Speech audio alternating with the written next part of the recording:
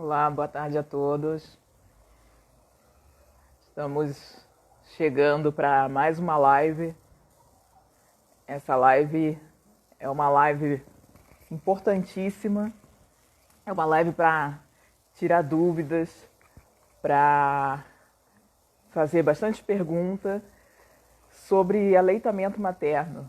É uma live para as mães pretas, para as mães do nosso coletivo que acompanham o nosso trabalho. A gente vai estar falando com a irmã Rosana Vieira, e ela é enfermeira, ela é especialista no assunto, e ela vai estar tirando bastante dúvida, vai estar falando sobre essa questão que é importante, sobre o vínculo, né, que o aleitamento estabelece da mãe com o bebê. E a gente teve essa semana que passou, a gente teve uma conversa bem interessante lá no grupo sobre o aleitamento materno, rendeu bastante, e daí surgiu essa proposta de fazer uma live com a Rosana. Ela já está aqui, eu vou chamar ela para a gente estar trocando aqui. Poxa, muito legal ela ter aceito aí a nossa chamada para essa live, para estar explicando para a gente alguns detalhes sobre a amamentação, sobre aleitamento materno. Vou ver aqui ela conectando. E aí, gente, como é que vocês estão? Olá! Tudo Oi, bem, Tainá, irmã? tudo bem? Tudo bem, Tudo irmã, tudo bom. bem. Muito obrigada pelo convite, viu? Eu que agradeço por se dispor a colaborar com a gente, a colocar aí o teu conhecimento, né? Para todos nós, para o nosso coletivo. E muito obrigada pela tua contribuição no grupo, pela participação. Tá? Eu queria que você começasse se apresentando, falando sobre o seu trabalho, sobre a sua questão, né? Como que você lida, desde quando você é especialista nessa questão do aleitamento. Queria que você falasse um pouco sobre você. Então, boa tarde a todas, todos e todes que estiverem aqui ouvindo a gente nessa tarde. Agradeço a presença. O meu nome é Rosana Vieira, eu sou enfermeira, e eu me interessei pelo aleitamento materno há mais ou menos uns 26 anos atrás. Depois da minha formatura, eu tive a oportunidade de fazer um curso de aprimoramento no Instituto de Saúde, aqui da Secretaria do Estado de Saúde de São Paulo, e eu escolhi a linha do aleitamento materno. Na ocasião eu ainda não era mãe, e escolhi a linha do aleitamento materno porque era uma questão que já me incomodava pela família, por ver a dificuldade das mulheres em amamentar, as dificuldades que as mulheres tinham e a pressão ao mesmo tempo que tinham por esse sucesso no aleitamento. E quando eu estava nesse curso, eu tive a oportunidade então de escolher a linha de pesquisa que eu ia trabalhar, que era a linha do aleitamento materno, e que era uma linha de pesquisa que passava pela questão do aconselhamento. Então, não era só entender o que era o aleitamento, a fisiologia do aleitamento, não, mas a questão toda era como ajudar as mães a amamentar. Foi exatamente esse o tema do meu trabalho na ocasião, e foi toda a linha de pesquisa que eu atuei junto com a pesquisadora que me acompanhou na ocasião. E isso me deixou bastante tocada, porque eu entendi que amamentar é uma tarefa difícil, e que a mulher precisa de ajuda. Todas nós, mulheres, precisamos de muita ajuda para amamentar. É um processo doloroso no início, realmente, com dor física. É um processo que depende de muita dedicação da mulher e da família toda, de quem está ao redor dessa mulher, então do homem, do companheiro ou da companheira, desse núcleo familiar que decidiu receber essa criança. Seja por uma gestação ou por uma adoção, que também é possível amamentar sendo uma mãe adotiva. O processo de aleitamento materno é um processo que ele trabalha, ele vai levar essa dupla, mãe e bebê, a um vínculo efetivo, emocional, muito importante para o resto da vida. Ele vai dar para essa criança um desenvolvimento físico e emocional também com muito mais qualidade, e vai dar para essa mulher, além de uma proteção biológica, uma segurança muito grande, um empoderamento. O aleitamento materno também é um processo de empoderamento. Né? Ele é um ato político, o aleitamento materno. De lá, depois desse curso, eu atuei no setor público, como enfermeira. Implantei um programa de treinamento de aleitamento materno na Prefeitura de Taboão da Serra, aqui em São Paulo. Atuei na maternidade de Taboão da Serra, implantando o início do programa de aleitamento materno dentro da maternidade, de acompanhamento das mães e Hospital Amigo da Criança.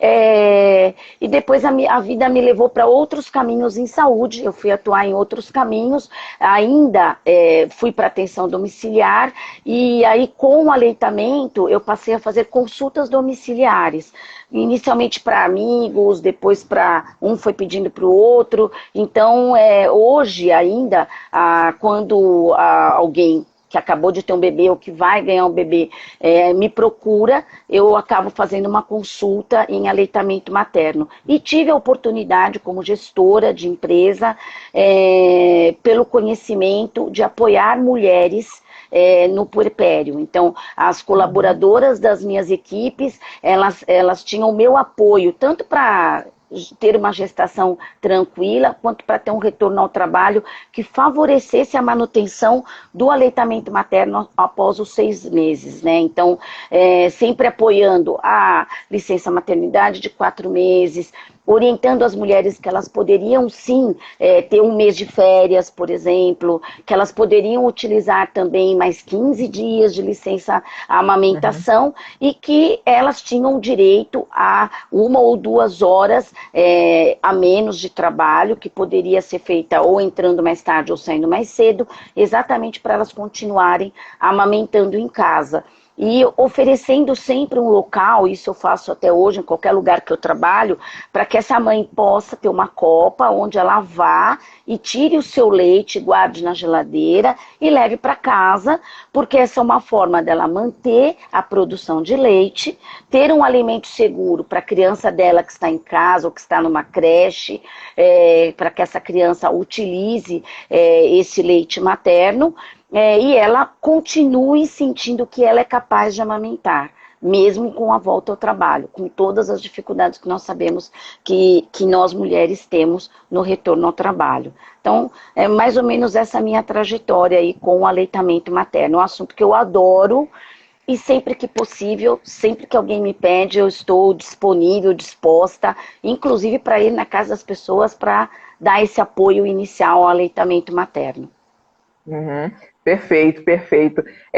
Que assim, surge mais de dúvida na questão do aleitamento? Porque, assim, eu, por exemplo, eu sempre soube que era muito benéfico, né, tanto para a mãe quanto para o bebê, essa continuidade do aleitamento, esse investimento, né, apesar de ser doído, ser assim, dolorido no início, e sempre soube dos benefícios do leite materno, mas assim, isso é algo bem comum, né? Você que estudou nessa área, o que a gente assim não sabe muito sobre aleitamento e que você gostaria de falar, para que você acha que é bom as pessoas que estão assistindo, estão acompanhando a gente, saberem sobre aleitamento materno? Ótimo, então vamos lá. O apoio ao aleitamento, Tainá, ele passa por 3 grandes pontos: as falhas no apoio familiar, as pressões da vida urbana e as falhas nas orientações dos profissionais de saúde.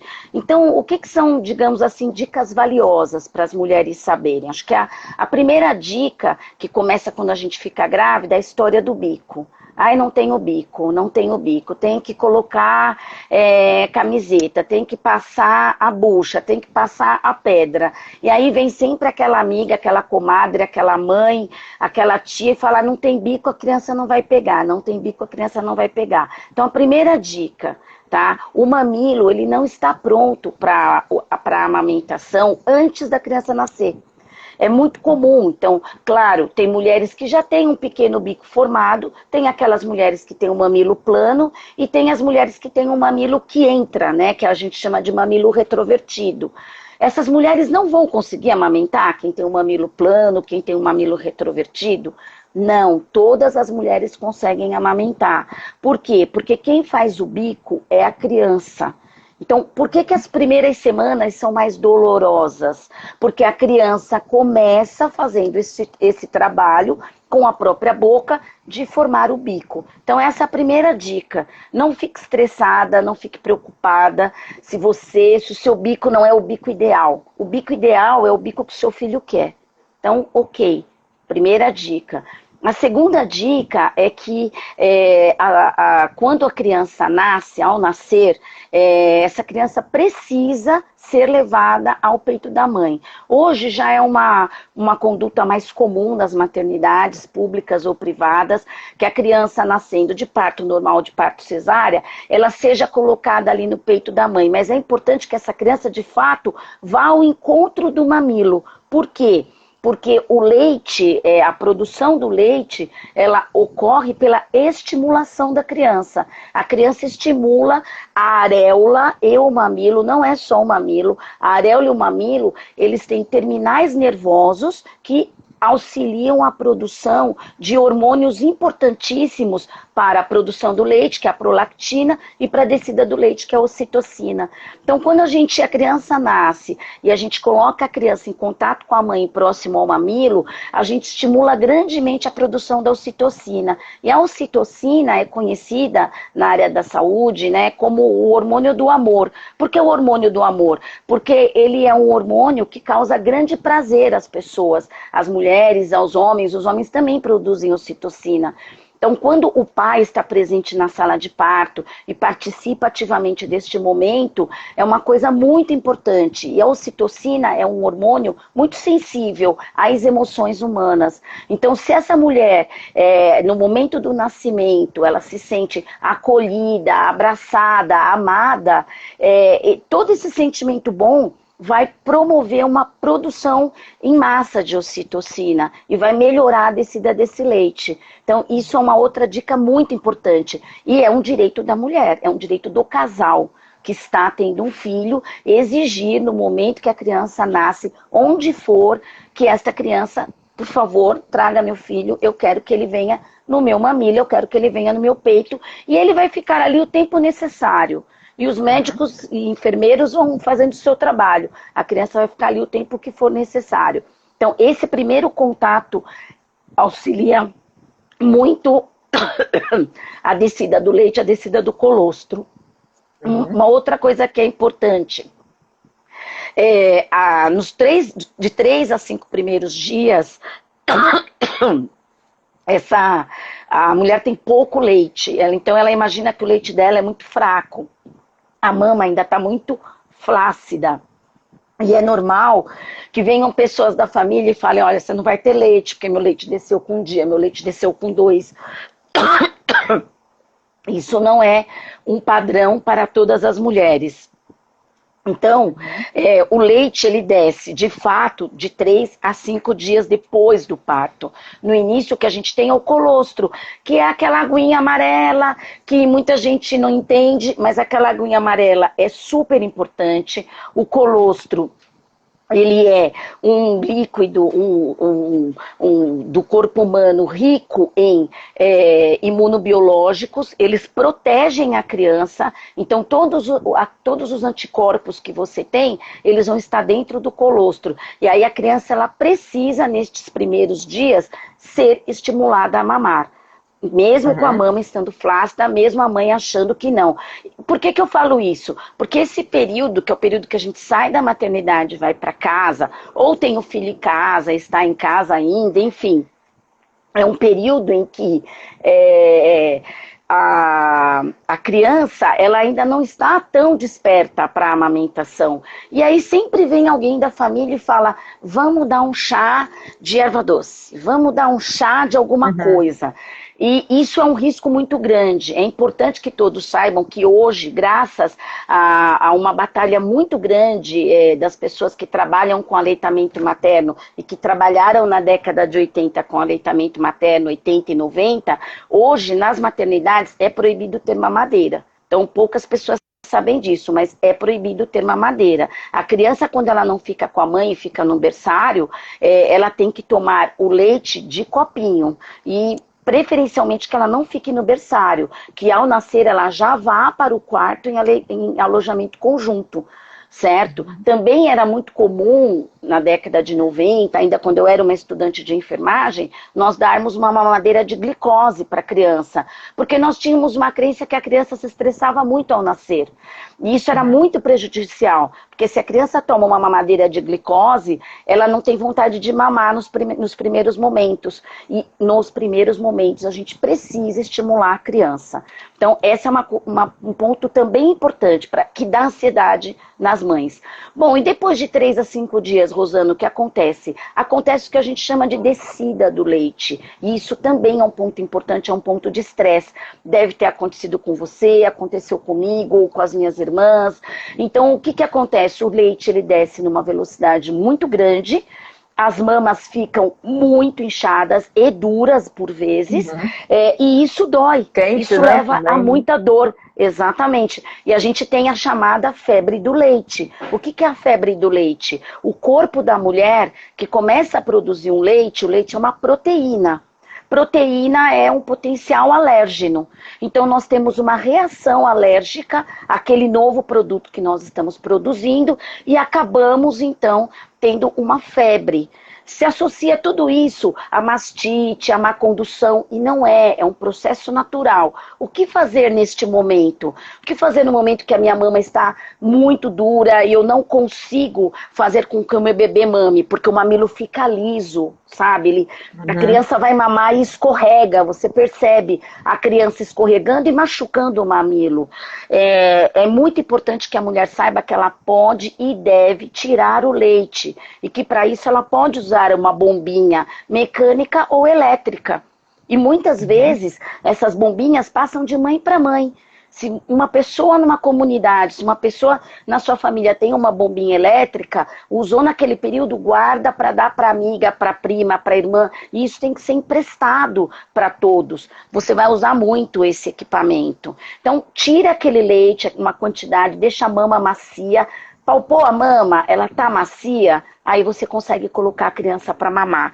E esses primeiros 5 a 10 dias, eles são fundamentais para o sucesso da amamentação. Por quê? Quando nós temos um filho, a gente tem uma carga de hormônios, a mulher fica extremamente cansada, estressada, ela se sente sozinha, se sente isolada, mesmo tendo um companheiro ou uma companheira, ela vai se sentir muito estressada. E ela precisa de muita ajuda, ela precisa de pessoas ao seu redor. Então ela precisa do quê? De apoio. O que nós que estamos ao redor não devemos fazer? Comigo não foi assim. Eu não tive febre. Seu filho está chorando muito. Não, o seu exemplo não interessa nesse momento. O foco é naquela pessoa, naquela amiga, naquela irmã, naquele parente nosso que nós estamos apoiando. E isso é muito importante para quem está ao redor. E a mulher, para a gente fortalecer essa mulher que ela é capaz de amamentar. Hoje, 10% das mulheres brasileiras apenas amamentam até os 6 meses exclusivamente, não é que deixam de amamentar, amamentam exclusivamente, ou seja, o restante utiliza alguma fórmula artificial para complementar a amamentação. O mito do complemento é muito forte entre as mulheres e entre os profissionais de saúde e entre os pediatras. Há uma insegurança muito grande da capacidade dessa mulher em alimentar seu próprio filho. Isso é um mito, porque nós somos capazes de alimentar os próprios filhos. Não importa se a sua mama é grande ou pequena, se você é magra ou gorda, se você teve um filho ou 2 filhos, a mãe de gêmeos também consegue amamentar, porque a produção de leite ela é feita para aquela criança. Aí uma outra coisa, uma outra dica que é muito importante é a posição. Então, quando a gente vai colocar a criança para mamar, é importante que essa criança esteja de frente para a mãe, sempre de frente, olhando. O contato olho a olho é fundamental. A criança procura esse olhar da mãe, ela quer uma identificação, porque ela reconhece a nossa voz, então ela quer essa identificação, né? É importante que a gente se sinta confortável numa cadeira, numa poltrona, enfim, mas que a gente apoie as costas e que a gente consiga colocar um travesseiro ou uma almofada debaixo do braço para que a cabeça da criança realmente encaixe na mama e abocanhe toda a areola. Então, não é o mamilo em si, por isso que eu falei, quem faz o mamilo é a criança, porque a criança ela tem que abocanhar a areola. No momento que ela pega todo aquele entorno amarronzado da nossa mama, é que ela começa, de fato, a mamar, a tomar o leite. Isso é uma dica fundamental. A posição que você está. Não é aconselhável você deixar a criança distante de você. É muito comum a gente, numa consulta domiciliar, ver essa mãe debruçada sobre a criança, com dor nas costas, a criança desconfortável. Isso é um ponto que pode levar ao insucesso da amamentação. Então, um ponto importante que a mãe tem que prestar atenção. A outra questão que a gente tem que prestar muito atenção é o que é o aleitamento a livre demanda. O aleitamento a livre demanda é a maneira natural de alimentar os nossos filhos.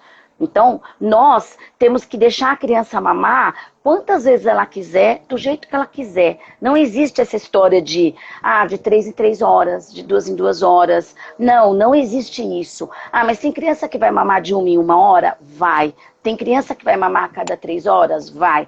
Tem criança que vai mamar à meia-noite e vai acordar às 6 da manhã? Vai. Tem criança que vai mamar à meia-noite e vai acordar às 2 da manhã? Vai. Porque depende da criança. Neste primeiro mês, Tainá, isso é muito frequente. O equilíbrio entre os intervalos das mamadas ainda não foi atingido. Porque nem a criança sabe o quanto ela precisa para estar alimentada. E ela está aprendendo.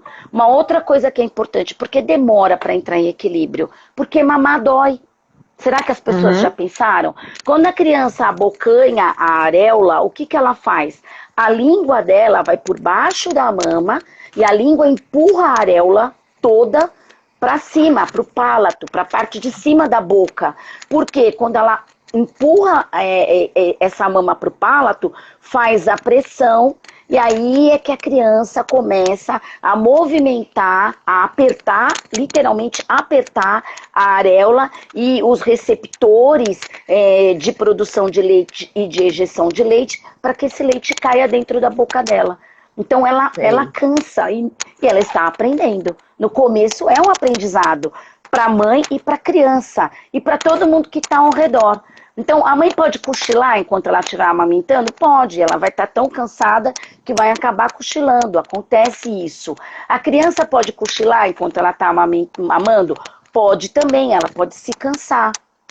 E quando a criança mama, ela está mamando, aí ela vai e mama e a gente para quando? Quando ela quiser. Quando ela largar a mama e a mama estiver totalmente vazia, o que a gente faz? A gente oferece a outra mama, somente neste momento. Só quando ela largar a mama, que também é um erro muito comum, né? A mulher, ela aprendeu que tem que mamar nas duas e não necessariamente tem que mamar nas duas. Então, ela acabou de mamar, esvaziou a mama, oferece a outra. Se ele estiver satisfeito, ele não vai querer. Se ele ainda tiver com um pouquinho de fome, ele vai querer mamar mais um pouquinho nessa mama. E depois ele vai largar. E aí na próxima mamada, você começa sempre pela mama que foi dada por último, né? Ou que não foi dada, certo? Não tem problema nenhum. Mas uma mama vai ficar maior que a outra? Temporariamente sim, mas depois não, porque o leite vai produzir, vai descer e vai ficar igual. Esse é um movimento muito normal durante a amamentação. As mamas ficam de tamanhos diferentes exatamente por isso. Tem criança que é chorona. Tem criança que é chorona. Tem criança que é chorona, tem criança que é ansiosa, tem criança que é calminha, tem criança que é risonha, tem criança que é mal-humorada. Cada criança é uma criança. E isso também é um ponto muito importante para as mães entenderem. Tem criança que tem cólica, tem criança que não tem criança que tem muita cólica. Tem É bem criança que chora particular, né? todo... É bem particular. Tem criança que chora todo dia no mesmo horário. Faz parte do desenvolvimento. Ele acabou de nascer. Ele, na verdade, não queria ter nascido. Ele gosta da barriga, né? E aí ele nasce e fica um monte de gente querendo pegar essa criança no colo. Criança não gosta disso. Bebezinho novo não gosta disso. Ele, de fato, gosta de quem? Da mãe dele. E aí, esse primeiro mês, exatamente, do aconchego. Esse primeiro mês, que essa primeira jornada, é muito importante que a mulher tenha essas dicas, que ela entenda todos esses detalhes. E aí, o que é importante ela saber? Que quando ela amamenta, a ocitocina, que é aquele hormônio do amor, além de ele dar muito prazer a ela, ele também vai atuar na contração do útero. Então é normal quando a mulher está amamentando sentir cólica. E é uma cólica boa, porque o útero tem que voltar ao tamanho normal. Então, e assim, por que eu estou falando tudo isso? Porque às vezes a gente comenta, fala, ai, tô com uma cólica, ai, não é normal, acho que você não tá bem. Faz parte do puerpério esse processo. Então é importante amamentar também por isso. Além disso, tanto a ocitocina quanto a prolactina, elas protegem as mamas das mulheres contra o câncer de mama.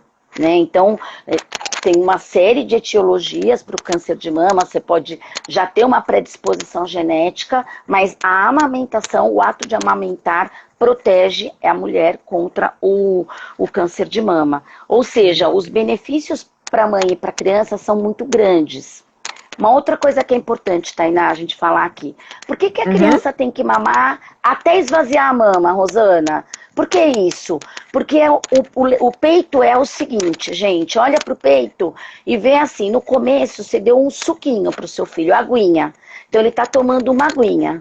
Depois, no meio da mamada, vem as coisinhas mais leves, uma saladinha, um legume.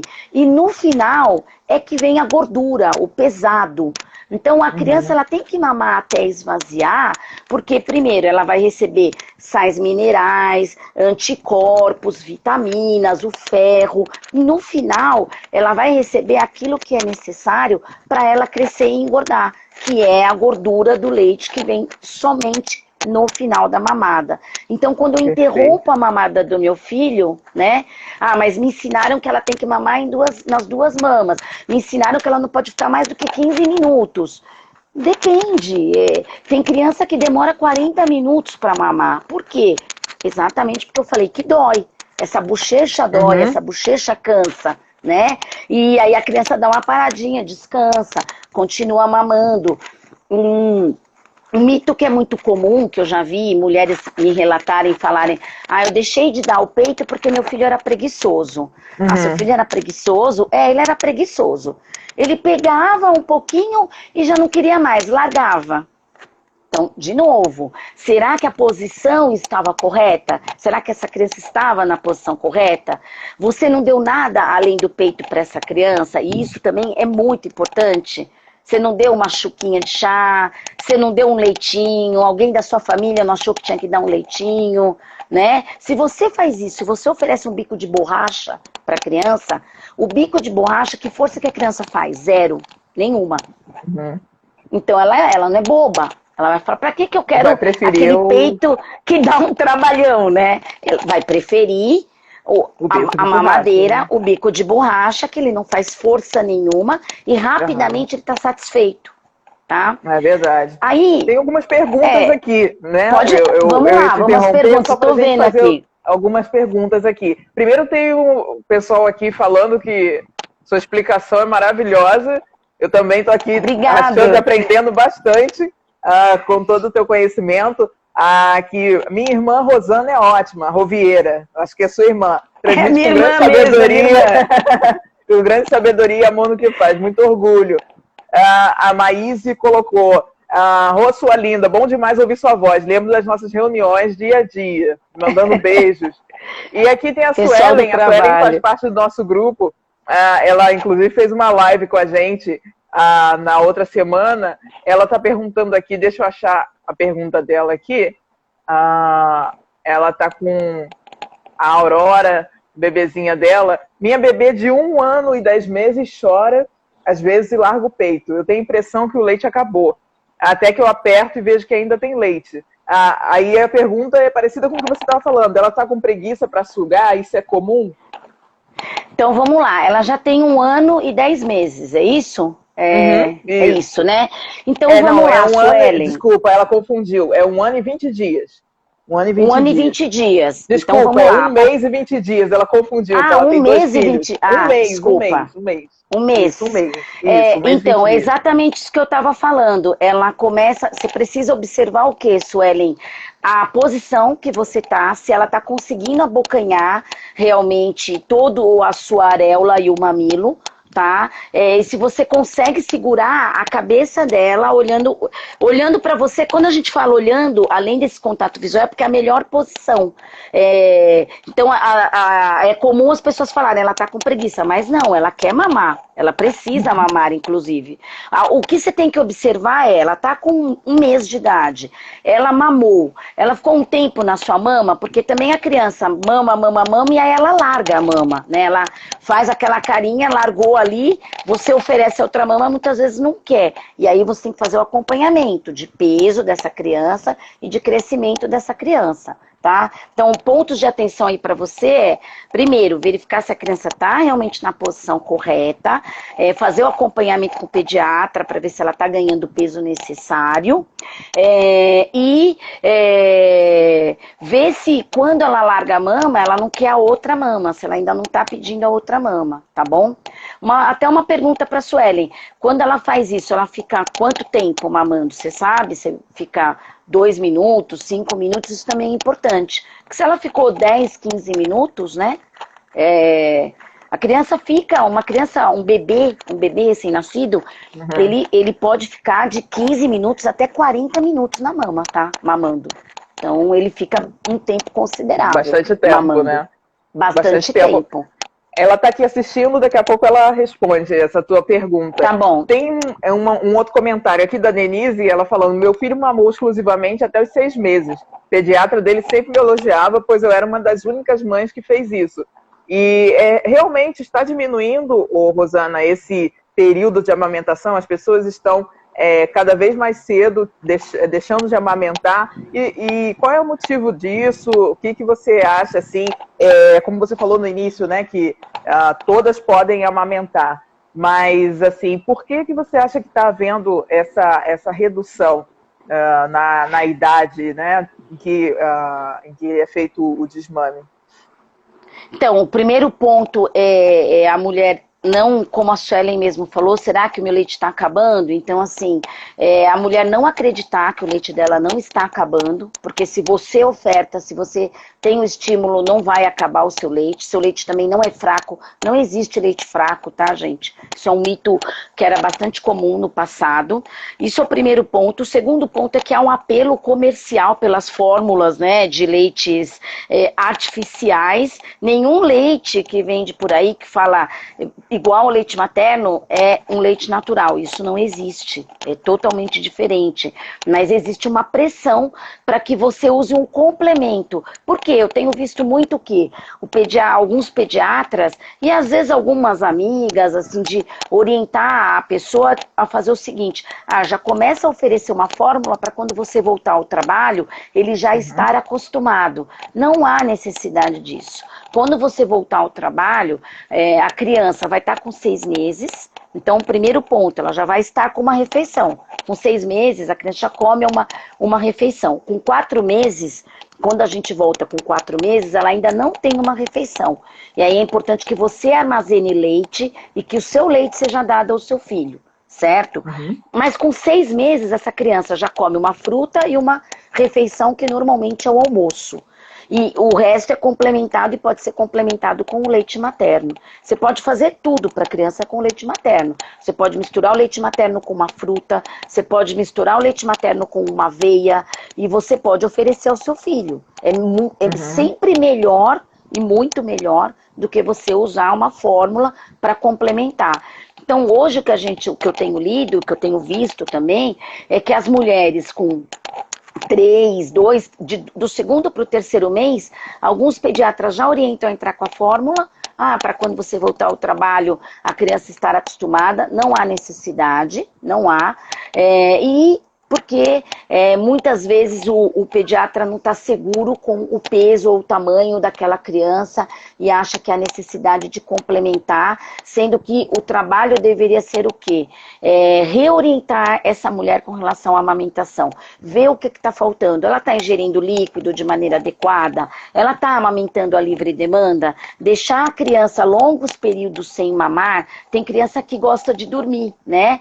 E que a gente deixa ali 3, 4 horas sem oferecer a mama. Isso não é bom, porque se para eu ter o leite eu preciso do estímulo, eu não posso deixar muito tempo essa criança também sem mamar. É importante que as mulheres prestem atenção nisso, tá?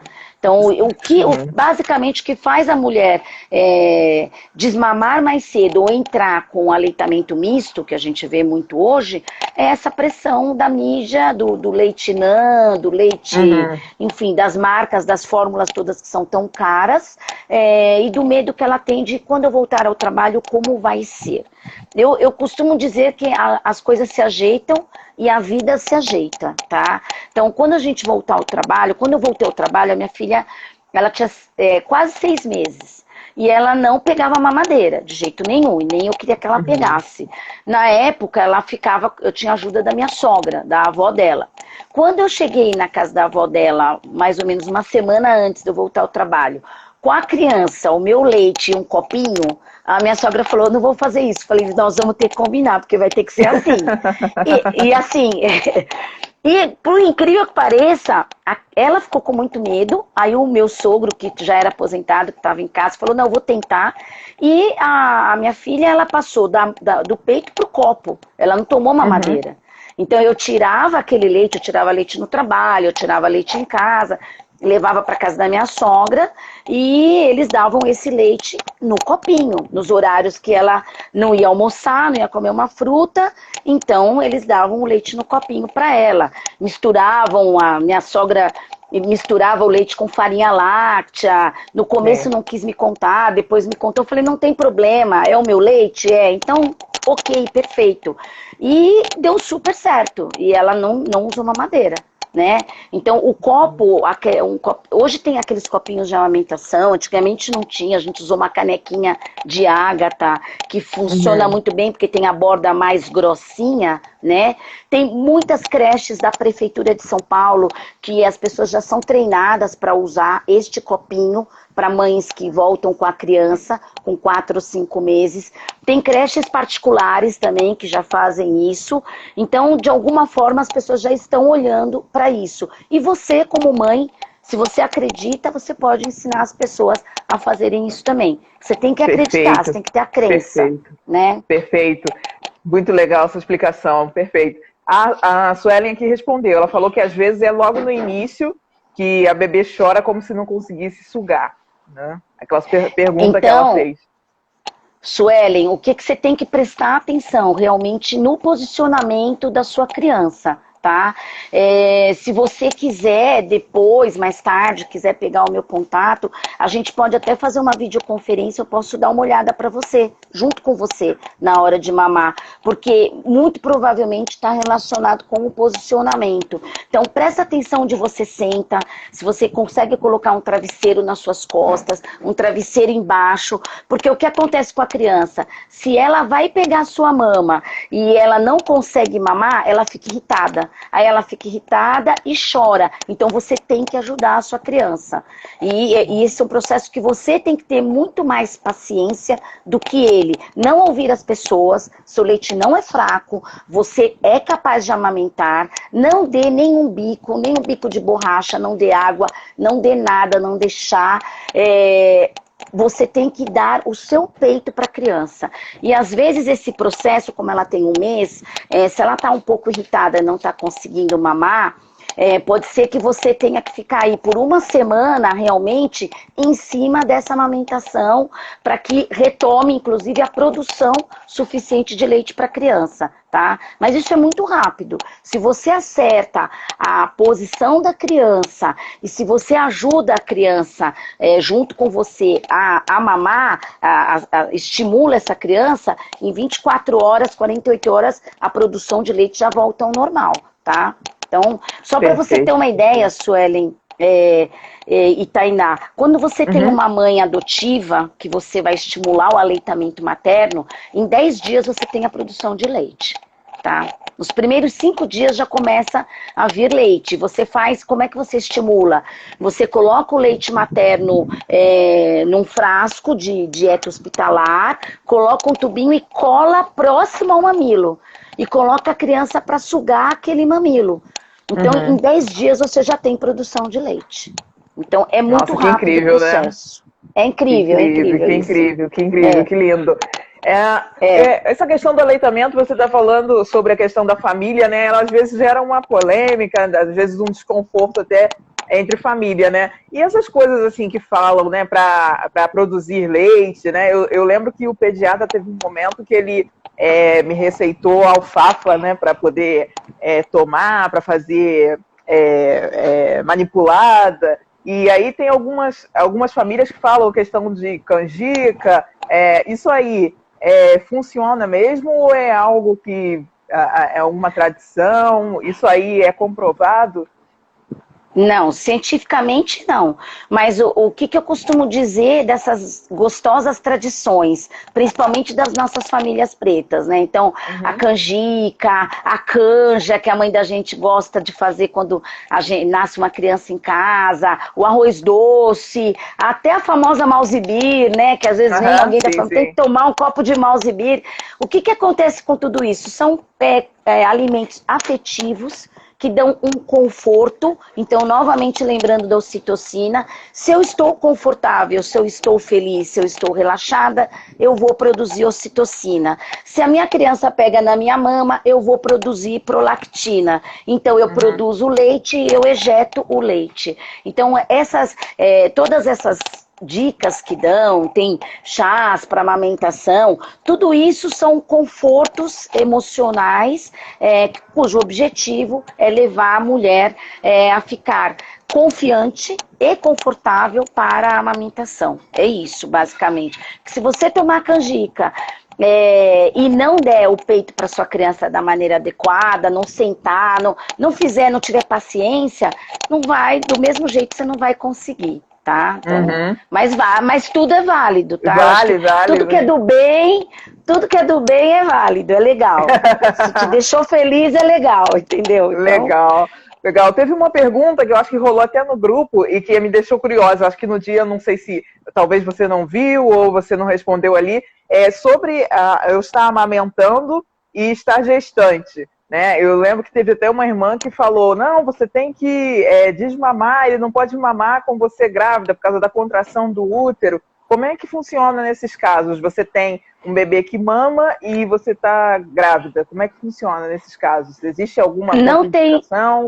Não tem uma contraindicação, porque esse processo de contração do útero, ele é ali nos primeiros 40 dias, na fase do puerpério, né?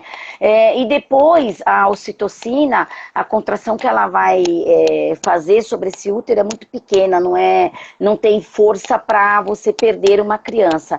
É muito comum isso, tá? Mães que com 5, 6 meses depois de ter um filho já engravidam, pode acontecer, é normal que isso aconteça, até porque às vezes você está amamentando e, né, realmente, se você está amamentando o ovário, ele não trabalha tão intensamente, então o risco de engravidar é menor, e se essa mulher não se protege, ela pode engravidar sim, e ela pode e deve continuar amamentando sim, não tem problema nenhum, tá? E quando nascer a outra criança, também do mesmo jeito. O corpo da mulher é muito sábio. Ela consegue, inclusive, amamentar as 2 crianças, tá? Sem problema nenhum. Não tem nada a natureza é perfeita, né? A natureza é perfeita, exatamente isso. Então, ela pode continuar amamentando. Eu não tinha visto essa dúvida. Eu vi uma dúvida de desmame lá, que eu acabei não respondendo. Eu falei, na live eu respondo. tá? A Sandra está falando aqui, estou emocionada com as palavras da Rosa. Eu amamentei meus filhos e quando eu vejo uma mãe arrumando desculpas para deixar de amamentar, eu sofro muito. Para você ver, né, como é que é importante essa questão da amamentação, como é que Sim, mexe com a maternidade, né? Tem uma outra sim. pergunta que também eu queria fazer, sobre essa questão da mama. Você falou que o bebê não precisa mamar nas duas, e tem gente, eu já ouvi gente falando assim, ele não mama nessa mama, ele só pega uma. Existe isso, da criança escolher uma Existe. só, ou é a mãe que talvez se adapta, se adequa àquilo? Como é que funciona isso? São as duas coisas. Então, assim, primeiro, a criança não precisa mamar nas duas mamas na mesma mamada, mas é importante que ela use sempre as duas mamas, tá? Para você ter um equilíbrio.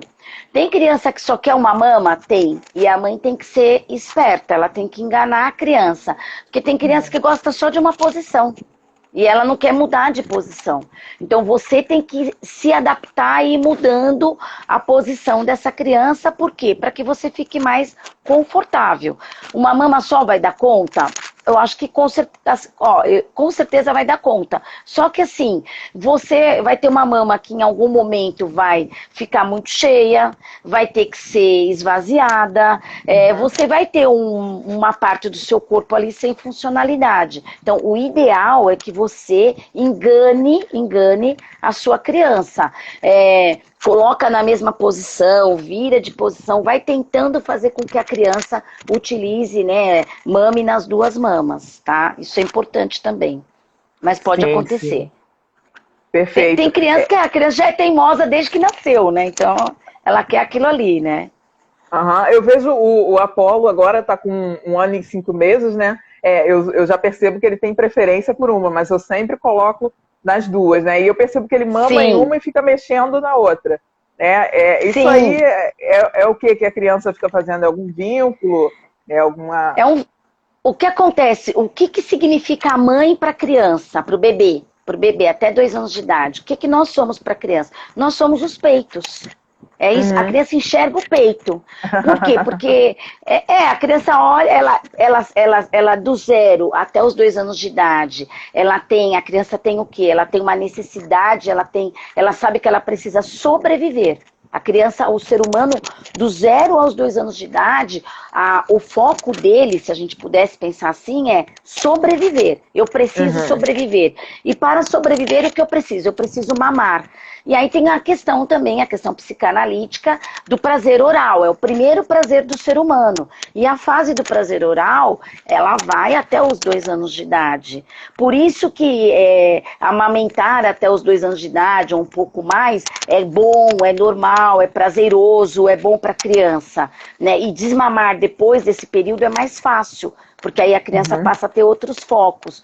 Então, a criança até os 2 anos de idade, para ela, nós somos a fonte mais importante da vida dela. Sem a minha mãe eu morro. Por quê? Porque a minha mãe é o peito. E o peito é o meu O canal de alimento, né? alimentação e prazer, exatamente. Então, é por isso. Então, ele realmente, o peito é dele. Então, ele tá numa mama e tá fazendo carinho na outra.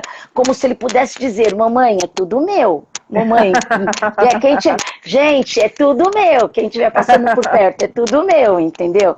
Então, é uma coisa da criança, um carinho realmente da criança, tá? Nossa, muito legal. Você falou sobre desmame, teve uma pergunta sobre desmame. Como fazer isso? A Denise até perguntou. Como fazer isso de uma maneira gentil, esse desmame? Então, o ideal, quando a gente consegue ultrapassar 1 ano de idade com a criança mamando, né, que é muito bom, o ideal é que a gente inicie o desmame depois dos 18 meses, entre 18 meses e 2 anos. Por quê? Por causa disso que eu falei agora.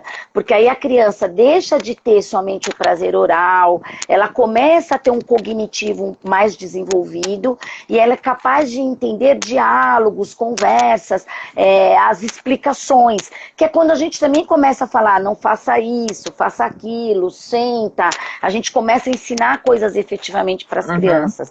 E aí, fazer o desmame nunca é uma tarefa muito fácil, tá, Tainá? Nem para nós, nem para a criança.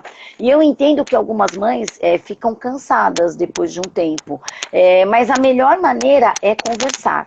Você tem que começar a explicar para o seu bebê que, olha, você come outras coisas, a mamãe está cansada, vamos combinar de você mamar só antes de dormir e depois não mais.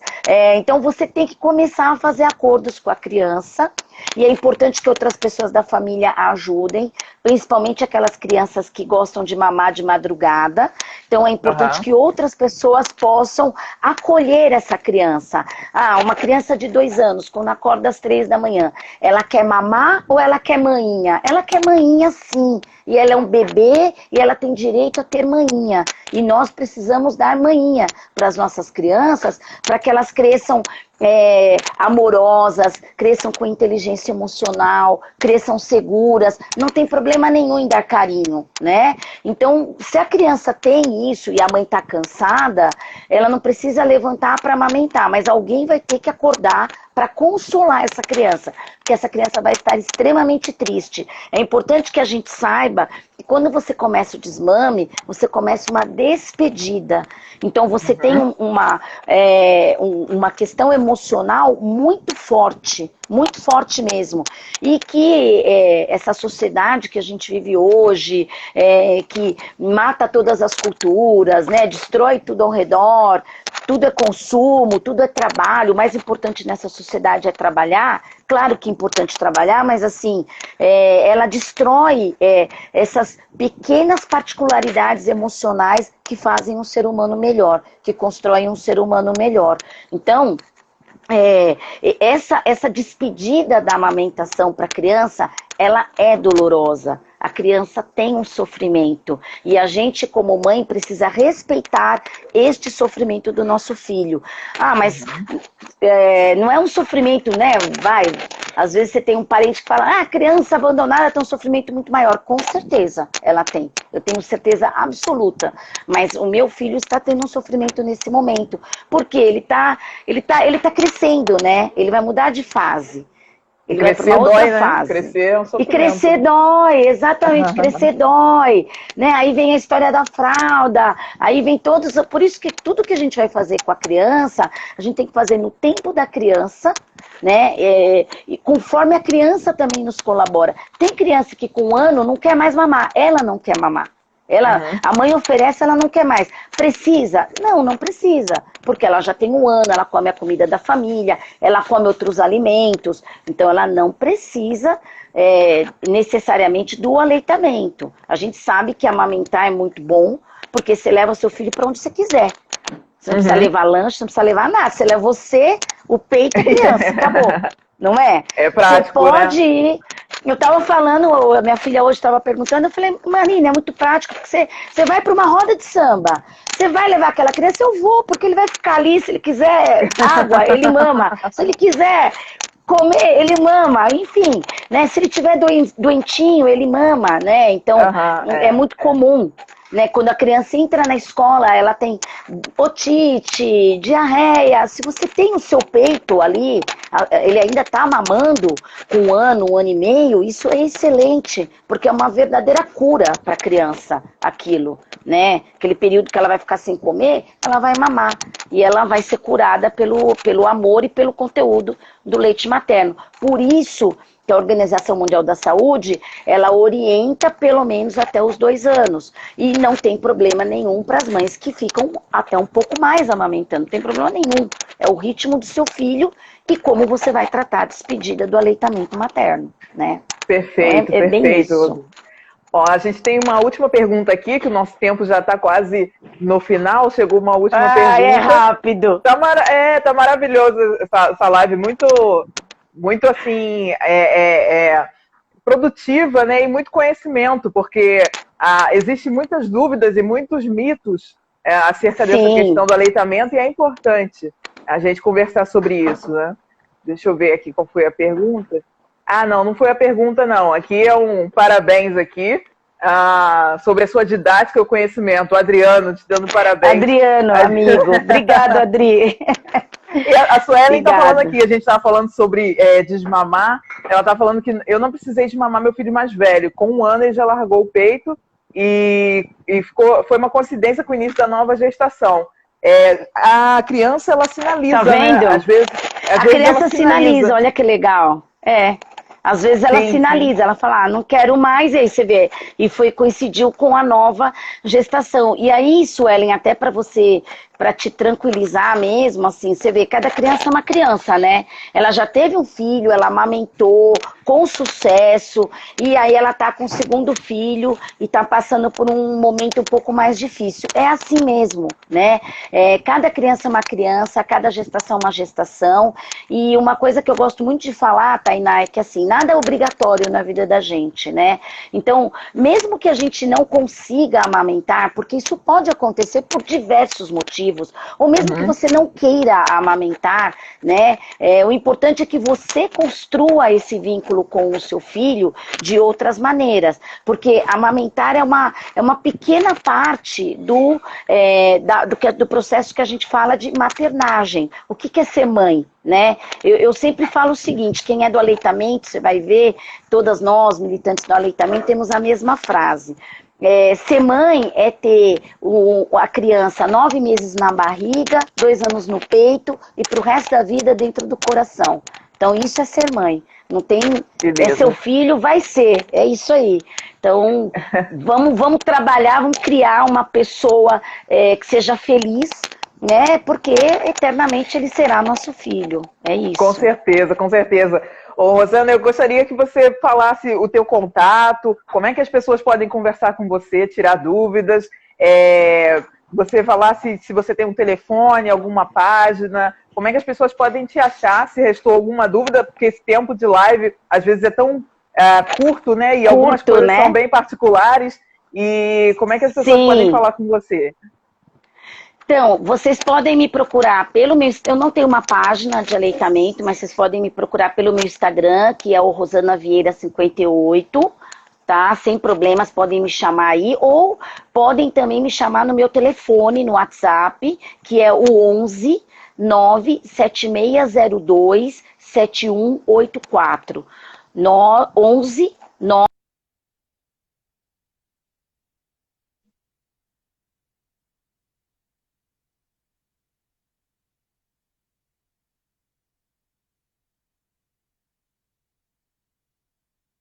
Responda na hora, eu vou olhar e eu vou responder para vocês, tá? Eu fico à vontade, para mim é um prazer ajudar todas as irmãs do mundo a amamentar. Amamentar é um ato político, é um ato de amor e está relacionado com todos os momentos da nossa vida. É muito importante, tá? Poxa, sem palavras para te agradecer por esse tempo. Eu que agradeço. E por tudo que a gente trocou aqui.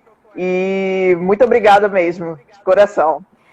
Eu que agradeço, Tainá, agradeço o coletivo Pais Pretos, que eu fui convidado pela Jana para entrar, estou adorando, o grupo é muito legal e estou à disposição aí para a gente conversar sobre aleitamento e sobre outras questões de saúde, tá bom? Muito obrigada. Com certeza. Viu? Gratidão. Obrigada. Gratidão. Gratidão. Obrigado.